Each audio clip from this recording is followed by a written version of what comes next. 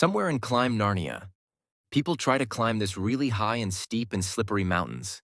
But sometimes their bike doesn't end up so well. Check out this guy's first attempt.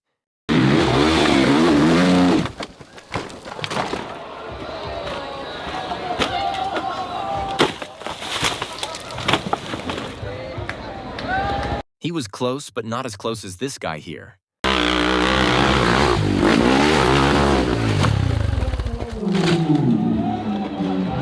That bike is definitely going to need some new parts.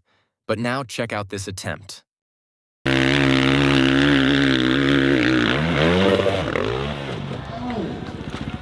I guess he wasn't quick enough to catch the guy's bike to save it.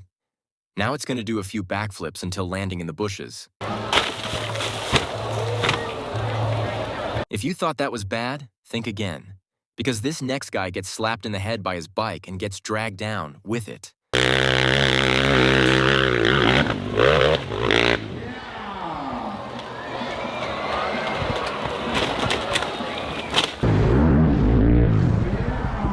If you're interested in more videos like this, make sure to drop a follow and like on the video. Trust me, you won't regret it.